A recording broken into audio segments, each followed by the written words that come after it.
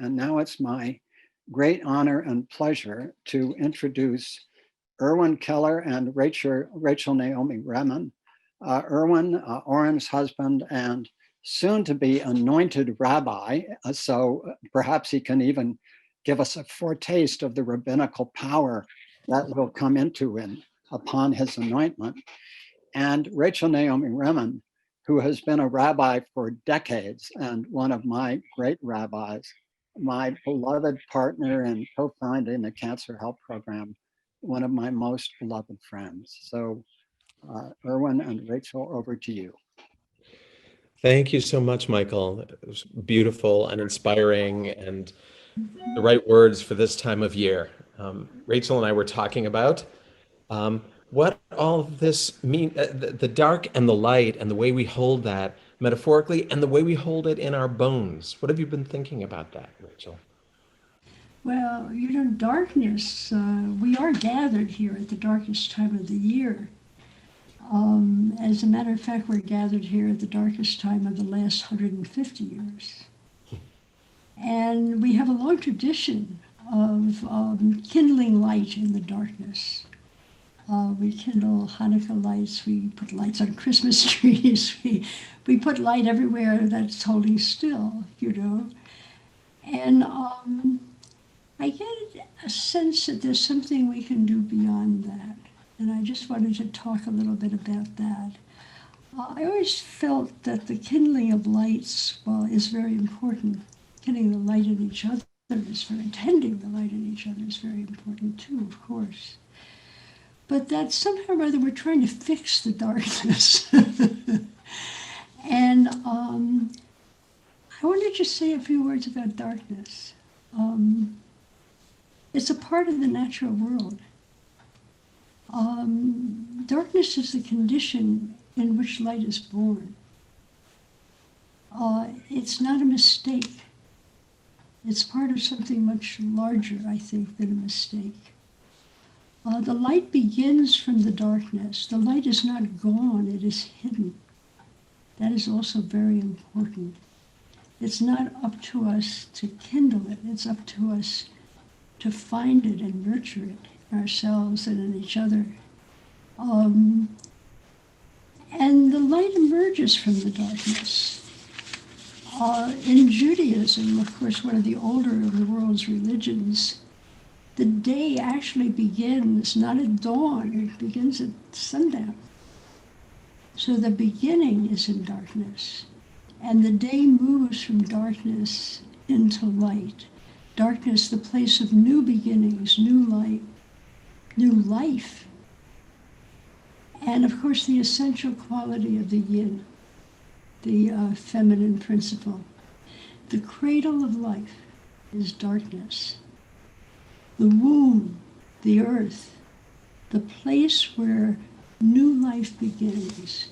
And we are in that place right now in the most profound way that has happened in 150, if not even more, years. So that's the question that I think we have to look at this. It's not a mistake, or it's not even a disaster. It's a huge opportunity, a huge opportunity. Let me see what else I might want to say about this.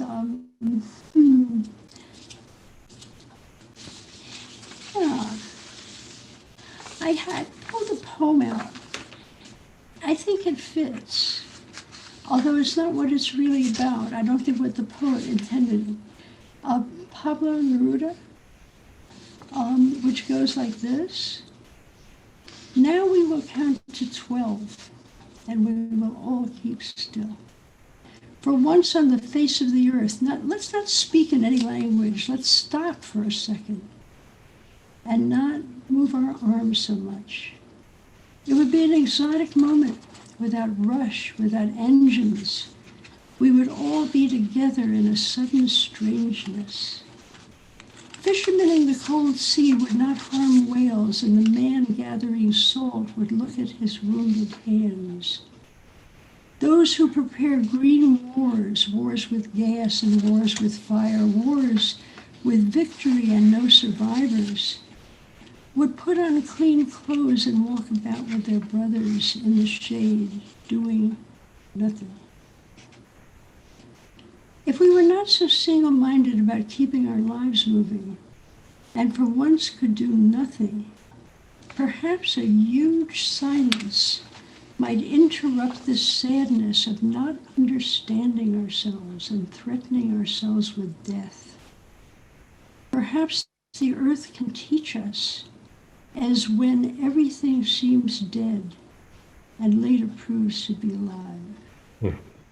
Now I'll count to 12 and be silent, and we will all go together. I love it. It's so beautiful, Rachel. So my own experience is that many things in me are sort of stirring in their sleep. I understand we're about to be locked down again here in California, but in pieces. According to how many ICU beds are in each county or what have you. But I think that one can look at it as a catastrophe. It's very painful. It's very difficult. But there's a huge opportunity in it, I think. And Oren, what's your thoughts on this? Yeah, the recognizing that in times that we tend to call dark, once we've grabbed that metaphor, we need to look at all sides of it. We need to take ownership and responsibility for the metaphor, and remembering that dark isn't just a place that scares us when we're children. It is also the place where seeds germinate. And I love what you said about light growing out of dark. Even in our Genesis story, you don't have to reach to Jewish mysticism. Even in our Genesis story, darkness is already there before God says those first words of calling light into being. And seeing this as an opportunity to plant those seeds, planting everything we could possibly want to see germinate. And not everything will take, not everything will survive this winter, but the light will return. We know this. We've known this since we had enough awareness to crawl out of the water, and before that, we knew that the light would return. So what are we planting? We're learning so much in this time, so much about caring. I think we felt a lot at the beginning of the pandemic about all we were learning. And there's a fatigue that has set in, and all of the political challenges, the politicization of the pandemic has gotten in the way of the real insights that we had at the beginning of this pandemic. And I think this is the time for us to call those insights back into manifestation and get them planted and give them our love and our light and our trust, and nourish them. Mm-hmm. Mm-hmm. Mm-hmm. I have been very surprised at what I have discovered, not only in myself and in other people, and the depth of relationship that has surrounded me, and I've been oblivious because I've been so busy doing cognitive things. It's such a simple thing. I think if we could learn what we're learning now about the joy of gathering together, even on Zoom, and speaking truth to each other without an agenda other than to speak truth to each other and to hear the truth of other people. There is a huge potential in all of this for a better world, I think. And I agree with you, Irwin. I think that this is a time of great opportunity. I really do. Yeah. You and I had talked about inviting people to share a little bit. Yes. And if you'd like, I can make that invitation. Let me say the little thing that we wanted to introduce with, which is a teeny little poem. I don't know where it comes from, but it seems to sum this whole thing up. I think what we are in now is a time of waiting. And we can't hurry things. We need to wait for birth. Birth never is hurried. Birth has its own agenda. So here's a little poem. The seed is in the ground. Now may we wait in trust while darkness does its work. So the question is, what seed has been growing in you? What quality, if you will, has been growing in you? What insight has been growing in you? We'll pool all of our seeds. And then after that, we'll decide what we're going to plant. Go ahead. The invitation, as Rachel said, is what quality or insight has been growing in you during this period that might be worth planting and worth some love and attention. So an invitation to put that into the chat. It can be a word or a phrase. What has been growing in you? What quality, what insight have you discovered that you would like to see take roots? Why don't you go ahead and put that in the chat, folks? Patience, gratitude, clarity of purpose, just being. We are enough to build a better community, a better world, moving only at the pace of guidance, discernment, sense of place, breath awareness, slowing down, calm, wisdom, leaning in with courage, patience, passion, radical empathy. Love heals. We are better together. More stillness. Be in the present. Empathy. I don't need as much as I thought I did. We are in this together. Self-knowledge, listening, compassion, deep connection and love. Just connect. Gratitude, patient parallel existence, trusting myself more, love. We heal in community, just being. Every moment is a gift. Looking deep within and finding love, nurturing connections, being curious about my life, my story. Deep listening, forgiveness, heart opening, being comfortable with uncertainty, living our truth, gratitude, time for the heart to know what it already knows. Blessed peace. As Camus said, the world is beautiful, and outside it there is no salvation. Mutuality, remembering to breathe, holding your loved one tight. That includes, I think, this loved one. Power of poetry.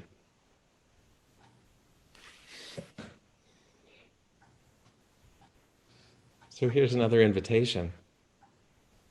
A whole fleet of angels have just materialized, and they have poured these seeds at your feet. They have poured them in your lap. All of these things: power of poetry, gratitude, peace, listening, healing, patient parallel existence, listening, all of these things that you see in the chat. So I want to invite you to scroll through the chat as if you are sifting through the seeds that the angels have poured in your lap. And find one that is speaking to you in this moment, and it might be the one that you offered, and it might not be the one that you offered. It might be one that is particularly glowing luminously right now for you. So scroll through the chat. And when you found that seed, hold on to it.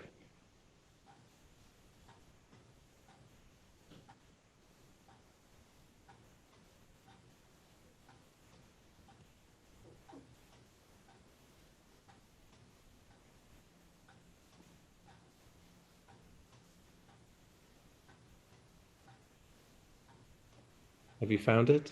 If you found it, put your hand on your heart so I know. There. So we gave an invitation, a last-minute invitation for you to bring a stone and a Sharpie. If you have those handy, pull those out. And if you don't, take a piece of scratch paper and anything that you want to write with, and write down what that seed is.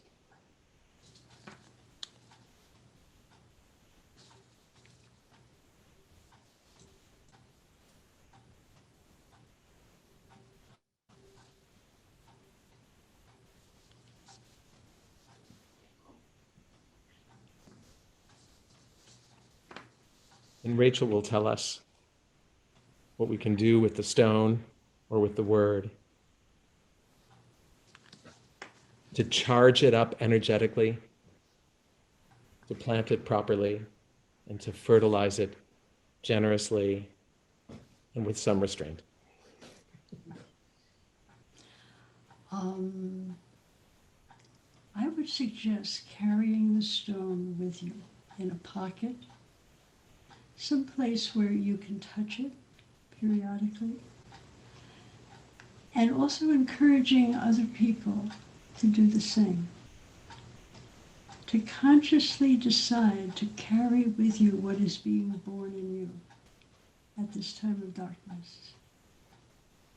And to share with people who you care about or you love, or even people who you used to work with, what is it that they're pregnant with, if you will.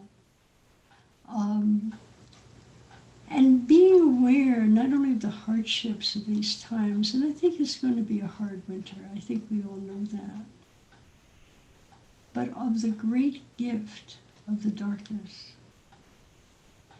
and not wasting that opportunity to grow yourself in this darkness. Yeah. To help other people grow themselves too.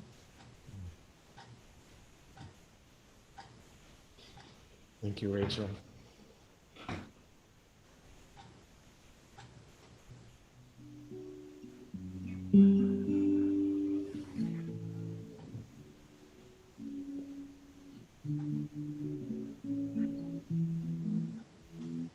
So let's imagine ourselves, you can hold on to the stone if you'd like, and let's imagine that quality, that attribute, that discovery getting planted in you, in all of the dark, fertile places in you that are there to receive it, where it can take root and be fed.